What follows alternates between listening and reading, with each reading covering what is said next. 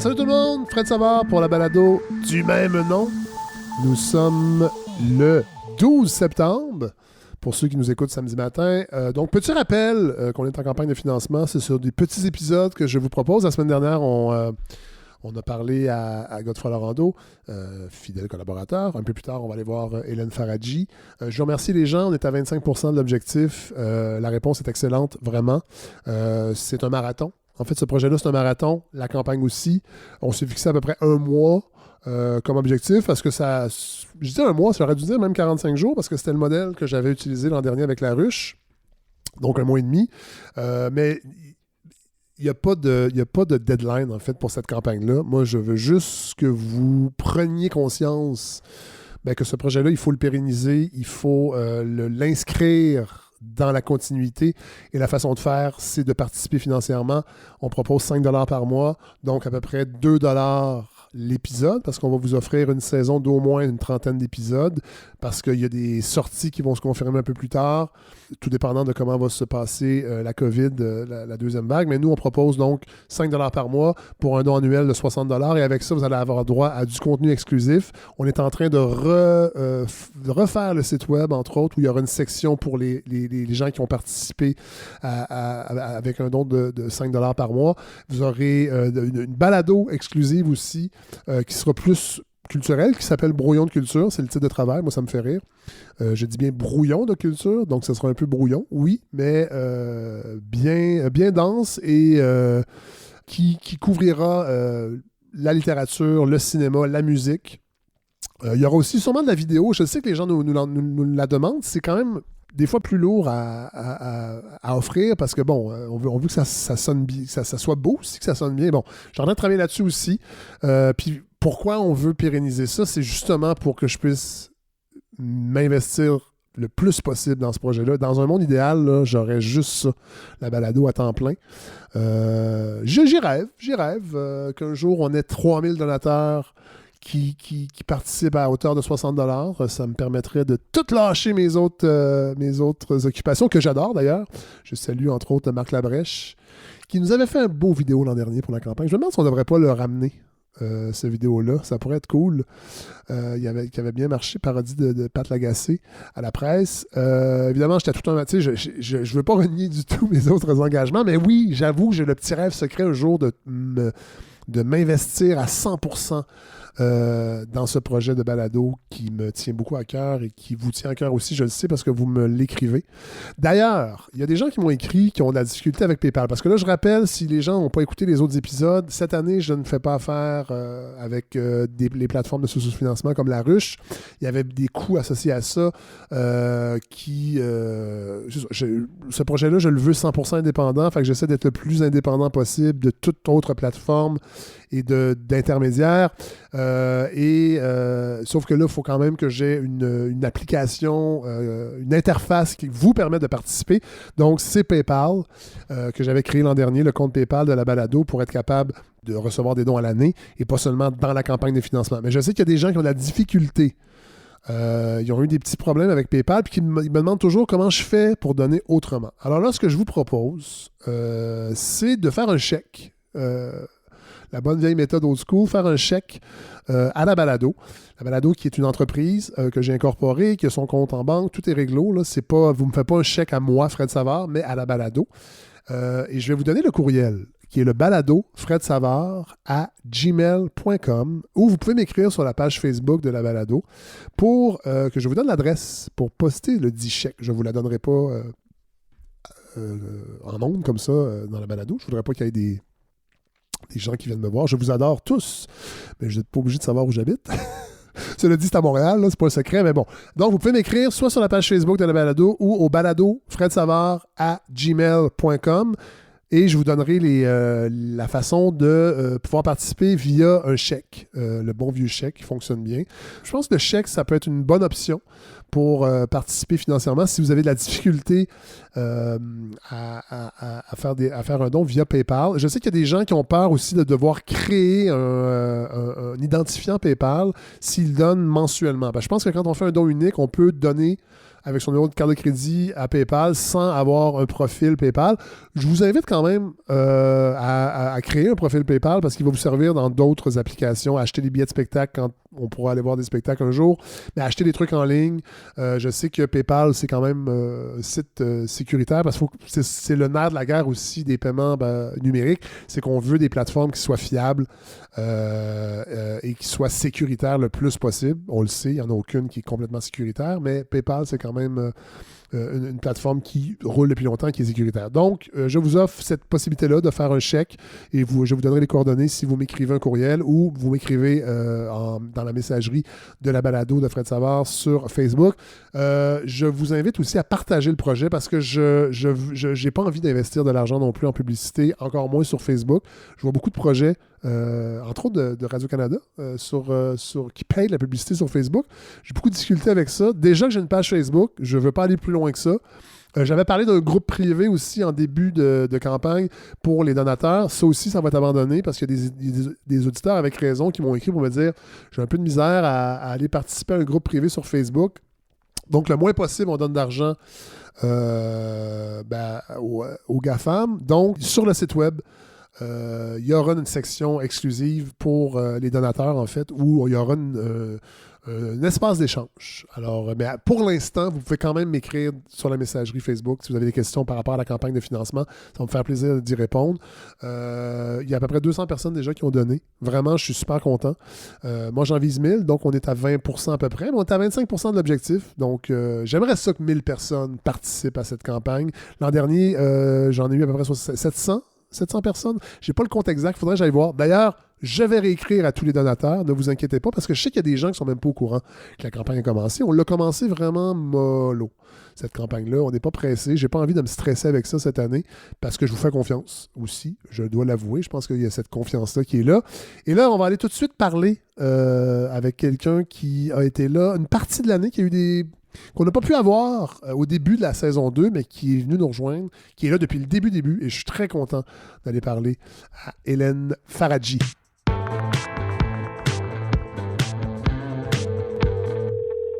Allô? Hélène Faradji! Comment ça va? Ça va très bien, attention, on est enregistré présentement, Hélène. J'ai peur. Alors, la semaine passée, on avait parlé à Godefroy Lorando, et là, on parle à Hélène, évidemment, pilier de cette balado. C'est gentil. T'as passé un bel été. Là, on se tutoie aujourd'hui. Ouais, c'est les épisodes spéciaux. Oui, voilà. On peut y aller avec... Ok, c'est bon. Oui, j'ai passé un très bel été à la campagne, comme beaucoup de gens. Oui. J'en ai profité pour aller visiter l'Outaouais, que je ne connaissais pas. C'est bien région. Beau. Ben oui. C'est très, très beau. Es-tu allé dans le Pontiac? Non. Qui est au nord de l'Outaouais? Non, j'étais pas jusque-là. J'étais au bord d'un lac comme beaucoup de monde. Ouais. Donc, ça a fait du bien. Ceci dit, le retour à Montréal est un petit peu étrange. Ouais. On a l'impression que tout s'accélère, que, oh mon Dieu, il faut être prêt pour la rentrée, il faut être prêt, et puis rien n'est prêt. Non. Donc, voilà. Cela dit, nous, on n'est pas prêts encore à commencer la saison 3, mais ça s'en vient bientôt. Ben oui. Début octobre. Oui, voilà. Et qu'est-ce que tu vas nous présenter cette année? Est-ce que ça va être bien différent de l'an dernier? Évidemment, on ne change pas une formule gagnante. Je sais que les gens nous ont écrit cet été pour dire « je réécoute des épisodes, puis mon Dieu, Hélène, c'est tellement... Ces réflexions sur la culture font tellement de bien, puis nos discussions aussi, entre autres sur le cinéma, qu'on va continuer, mais qui seront peut-être dans l'autre balado qui sera destiné aux gens qui participent financièrement à la campagne. Donc, qu'est-ce que tu nous prépares cette année? Honnêtement, je pense qu'on va rester dans les mêmes tracks. On va continuer à s'intéresser à ce qui se passe en culture, mais je pense qu'on n'aura pas le choix de se demander est-ce que la culture peut échapper à l'ère du temps? Parce que forcément, on l'a tous vu depuis début 2020. Il y a la pandémie, mais il n'y a pas que ça. Il y a Black Lives Matter, il y a les questions de la diversité. Forcément... c'est Brooklyn Nine-Nine, là. Il va falloir qu'on en parle au moment de la sortie de la version québécoise qui est plus blanche que blanche. Les questions de harcèlement, de relations toxiques, tout ça, ça va nourrir la culture. Puis, évidemment, je me demande comment est-ce qu'on va collectivement dealer avec tout ça par le prisme de la culture. Ça risque d'être assez rock'n'roll, ça risque de donner une culture qui peut-être va avoir un peu peur de certaines choses, va essayer d'être le plus tranquille possible. On a vu aussi les nouvelles règles pour les Oscars. Oui. Entre autres, au sujet de la diversité.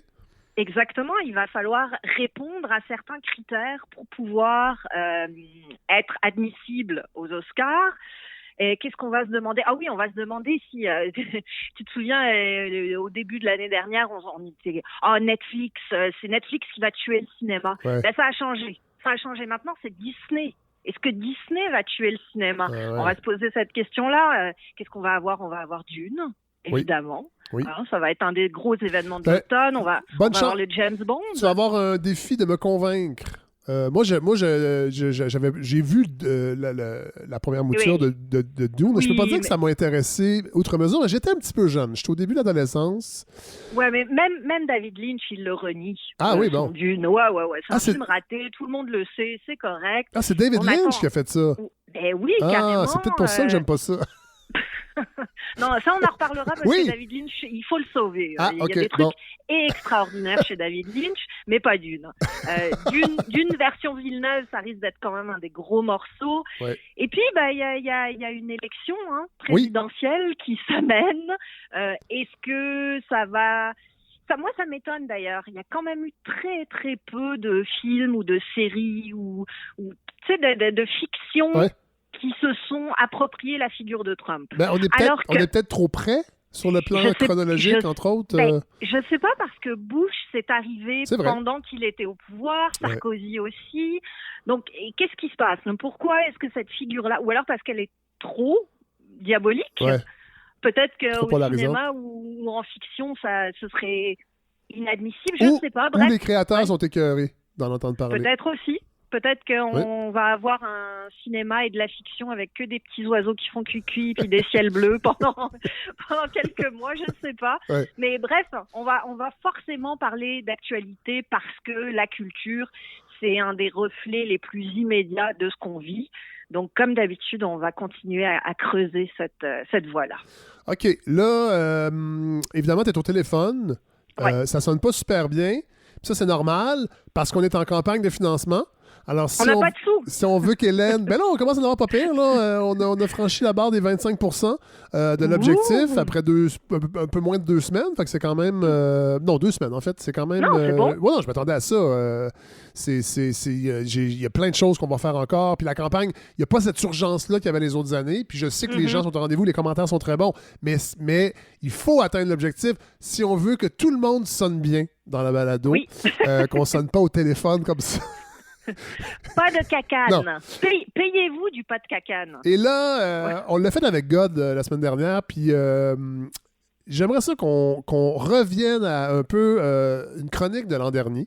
Je dirais que celle qui a été à la fois la plus intense à faire et la plus... Je sais pas, il s'est passé quelque chose pendant cette chronique-là, c'est sur l'histoire de la représentation des Noirs au cinéma. Ah oui.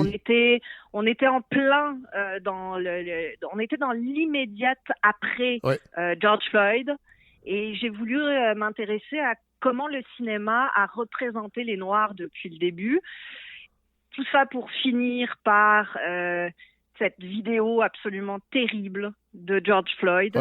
Ça a été une chronique intense et belle à faire. Ben, c'est celle-là, Hélène, qu'on va rediffuser cette semaine, en rappel.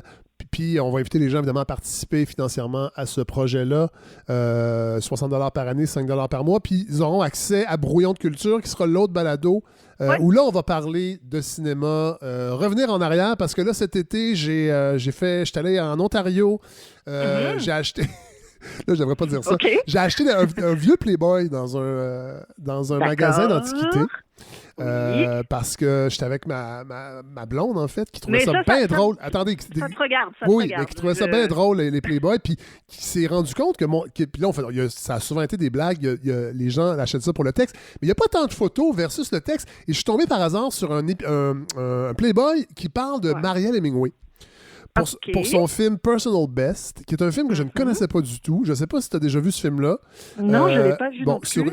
Elle joue une athlète olympique qui veut se qualifier pour l'heptathlon, qui est comme l'espèce de décathlon des femmes, c'est-à-dire il n'y a pas 10 épreuves, il y en a 7, et qui s'est révélé un excellent film. Alors, ce que je vais faire, je vais te donner le défi de regarder ce film-là, puis de nous parler un peu de Marianne Hemingway, qui n'est pas une grande actrice, mais qui n'est pas une mauvaise actrice non plus, loin de là. Entre autres, qui a joué dans Manhattan, de Woody Allen, sa sœur Margot aussi, qui a un destin tragique, et ça m'a replongé dans cette famille-là, entre autres, et dans cette époque-là, du début des années 80, puis ça me démontrait combien il y a plein de films qui sont sombrés dans l'oubli, qui sont des films qui sont super cool à revoir et qui sortent en fait des films qu'on entend parler habituellement. Donc, c'est aussi ce qu'on peut offrir avec la balado. C'est une longue discussion. Puis il y a beaucoup de gens qui m'ont écrit cet été pour me dire « Je réécoute des épisodes, puis mon Dieu que c'est le fun de vous entendre parler. Pourquoi? Parce que moi, je suis pas du tout un spécialiste. Je suis juste curieux du cinéma, entre autres, et on a la chance de t'avoir, ou toi, avec toutes tes connaissances, ton bagage et ton expertise. Fait que je pense que j'ai bien hâte qu'on reprenne le collier. J'ai vu quelques films cet été, j'ai hâte de t'en parler. Mais entre autres, Personal Best de Marianne Hemingway. Un petit film bien le fun. Puis on mettra des liens si on est capable de les trouver. Et, belle chose, ce n'est pas sur Criterion Channel. Fait que ça fait changement aussi. Oui, ça fait changement.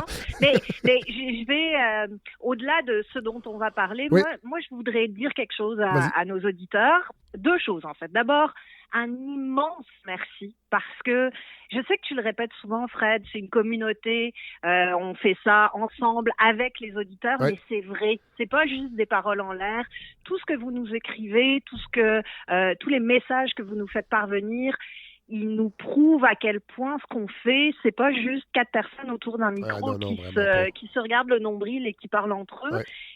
On a ce sentiment-là qui passe quelque chose, qu'il y a de l'échange, qu'il y a du partage, puis on en a plus besoin que jamais, je crois. Et un autre truc, c'est peut-être pas pour les auditeurs, c'est peut-être plus pour toi. Ça convaincra peut-être certains de donner, mais je fais de la radio depuis un certain nombre d'années, je vais pas dire combien, mais beaucoup. Puis, j'ai jamais trouvé un espace de liberté comme j'en ai trouvé un à la balado de Fred Savard. Wow. J'ai jamais eu cet espace-là, ce sentiment que on pouvait essayer de creuser, de gratter, d'aller un petit peu plus loin que ce qu'on dit d'habitude. Merci pour ça, Fred. C'est rare et c'est incroyablement précieux. Alors, je vais tout faire pour le chérir le plus longtemps possible. Ah, wow, Hélène, là, je le dis aux gens, c'était pas prévu du tout, ce beau petit message à la fin. Wow! Merci. Merci à toi. Puis je le dis souvent, c'est un show de chronique, cette balado-là. Avant tout, c'est grâce à ce que vous amenez, chroniqueurs et chroniqueuses. Mais oui, tu as raison. C'est vrai on est en train, parce qu'on continue à le créer, cet espace de liberté-là. Et la campagne, je ne vais pas y revenir, mais ça reste que ça sert à ça, parce que ça nous permet d'y mettre du temps. Ça nous permet aussi de savoir que les gens sont là. Fait que cet espace-là, c'est un dialogue. Tu parles de dialogue dans tes chroniques, mais oui, en fait, c'est un dialogue. Ce projet-là est un dialogue constant entre les auditeurs et les auditrices et nous. Puis si cet espace de liberté-là peut exister, c'est parce qu'on sait que les gens sont là, les gens nous écrivent. Et les gens apprécient aussi ça et le comprennent. Et c'est la 3e saison seulement. Il va en avoir plein d'autres. Je le sais qu'il va en avoir plein d'autres. Et cette année, on va encore élargir cet espace de liberté ensemble. Hélène, vraiment merci d'être du projet. Tu as été là dès le début, vraiment. Puis ça n'a pas été facile, certain. Il y a eu des petits bouts, c'était difficile. Non, mais c'est comme dans toutes les bonnes histoires. Il y a des rebondissements, il y a du... tu sais, il se passe des suspense. Choses. C'est pas un long fleuve tranquille, sinon c'est plate. Non, voilà. Ben écoute, merci Hélène. Puis nous, on se retrouve, j'ai bien hâte. 3 octobre, premier épisode, tu seras là. Absolument. Puis j'ai déjà hâte de savoir de quoi tu vas parler. Puis voilà. Donc, je te laisse aller te préparer. Puis merci Hélène. Merci à toi, Fred. À très, très bientôt. À bientôt. D'histoire de la représentation des minorités dans le cinéma américain. Évidemment, on va y aller grosso modo parce que j'ai environ 10 minutes devant moi. On pourrait faire 3 heures là-dessus, facile. Voilà. Et 10 minutes, on ne pourrait pas être exhaustif, donc ça ne sert à rien de m'écrire pour me dire il manque tel film. Je le sais. Je sais qu'il manque tel film. Je vais effacer mon brouillon de courriel de bord. Par contre, vous pouvez m'écrire pour toutes les autres affaires. Ça va être formidable parce que ça nous fait toujours plaisir de vous lire. Ben oui. Alors, on y va. Si vous êtes comme moi, vous aimez les symboles. Et celui qui marque le début de cette histoire, il nous met la puce à l'oreille de façon assez terrible. Parce que notre histoire, elle commence en 1896.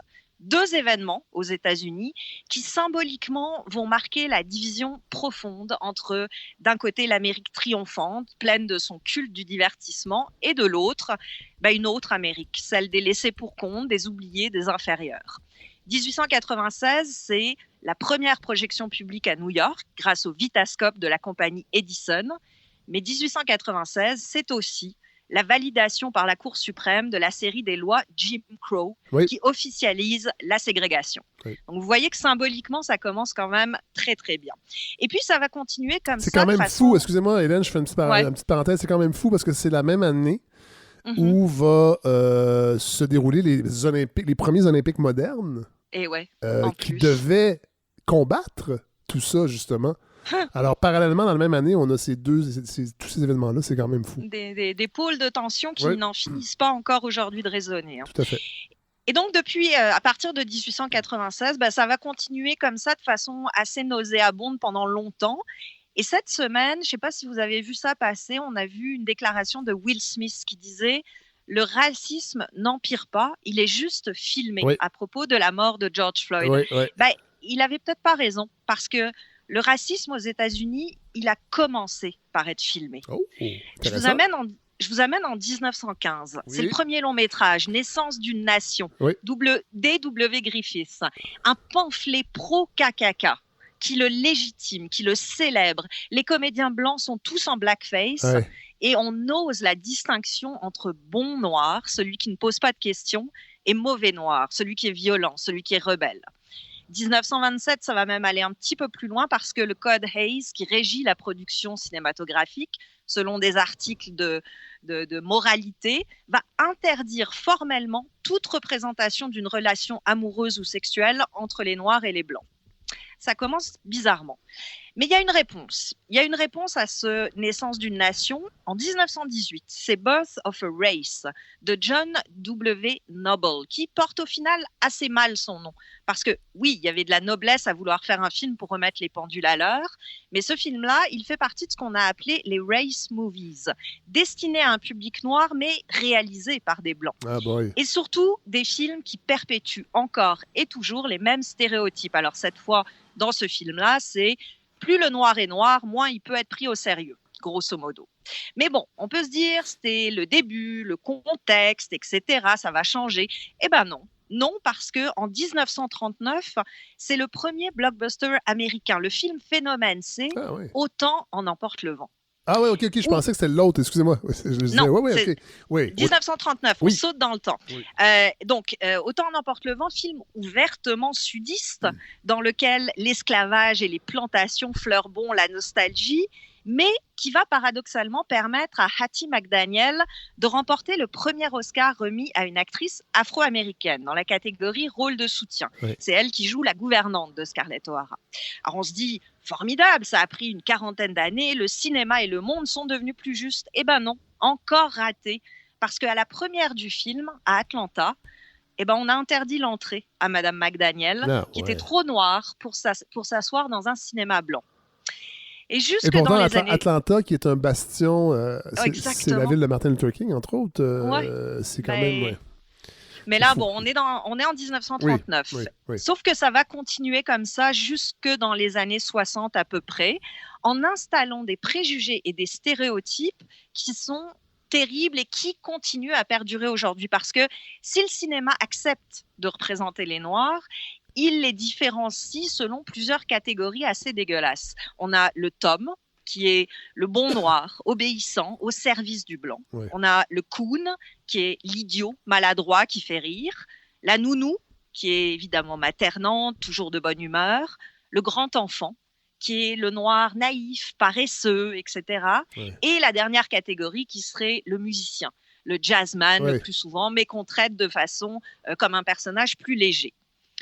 Je vous amène dans les années 60. On fait un petit saut de puce. Le contexte, évidemment, est différent. Pourquoi ? Parce que Jackie Robinson marque les esprits, la lutte pour les droits civiques encore plus, et la pression sociale fait que le cinéma réagit. Il réagit d'abord du côté indépendant, avec le premier film de Cassavetes, Shadow, 3 frères et sœurs noirs, et puis The Connection de Shirley Clarke, qui va parler des ravages de l'héroïne sur un groupe de jazz. Mais débarque aussi le cinéma d'horreur. C'est La Nuit des Morts Vivants de Romero, par exemple, qui va se transformer en métaphore politique très puissante sur les effets de la division raciale. Ça, c'est dans le cinéma des marges. Et du côté mainstream, on va plutôt inventer un nouveau type de cinéma qu'on pourrait appeler le cinéma de l'intégration. Le héros de ce cinéma-là, il s'appelle Sidney Poitier. Un autre Oscar pour Devine qui vient dîner. Sauf que cette fois-ci, ce qu'on montre, c'est que pour être accepté, pour être intégré, le héros noir, il doit être plus blanc que blanc. Il doit vouloir devenir avocat, médecin, cadre, mais surtout, moralement, il doit être irréprochable, lisse, parfait, chaste. Il doit être mieux que les autres. Ce qui n'est pas non plus une avenue à explorer particulièrement légitime. Ouais. Mais ce qu'on comprend à ce moment-là, dans les années 60, à la fin des années 60, c'est que le cinéma doit pas seulement montrer des Noirs, mais il doit aussi s'adresser à eux. Et c'est là que débarque la Blaxploitation. Mm-hmm. C'est du cinéma d'exploitation fait par les Noirs, pour les Noirs, mais que les grands studios vont produire parce qu'il y a énormément d'argent à faire. C'est des films comme Superfly, Blackula, Coffee, etc., etc. Et l'image que ça renvoie cette fois, c'est celle du super mal. C'est Shaft. Shaft qui évolue dans un monde d'action, de violence, de sexe, un monde dans lequel règne la loi du talion, l'idée de réussite individuelle aussi, ce qui ne donne pas une base narrative extrêmement solide qui fait que le genre s'éteint à peu près tout seul. Et qui renforce le préjugé aussi de l'homme noir, puis on va en parler avec Andréane Bissonnette un peu plus tard, mais qui est l'homme noir, qui a toujours été la menace ultime aux États-Unis, et qui est très viril, qui est un peu sauvage et qui fait peur. Et ces films-là, en fait, renforçaient ce stéréotype-là.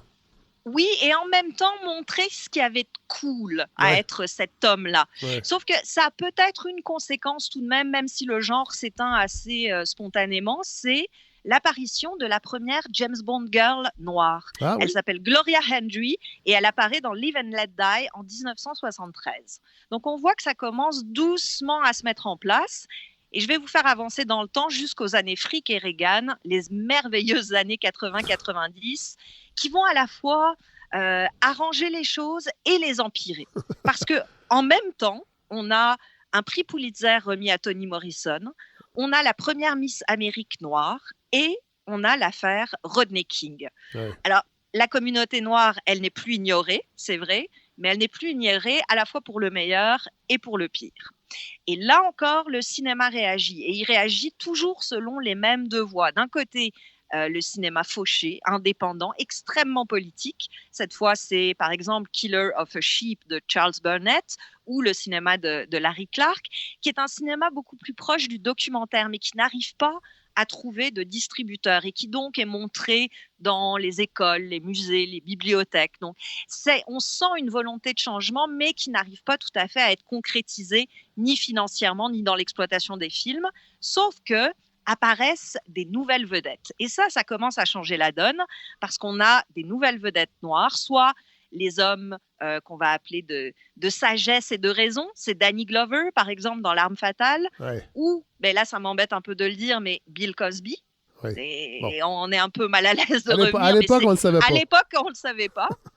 Donc, on a cette version-là ou la version comique exubérant. Et ça, c'est l'apparition dans le paysage médiatique américain de Richard Pryor et surtout de Eddie Murphy. J'ai pas pu résister à vous faire écouter un extrait de son spectacle Delirious en 83 où il parle justement du racisme.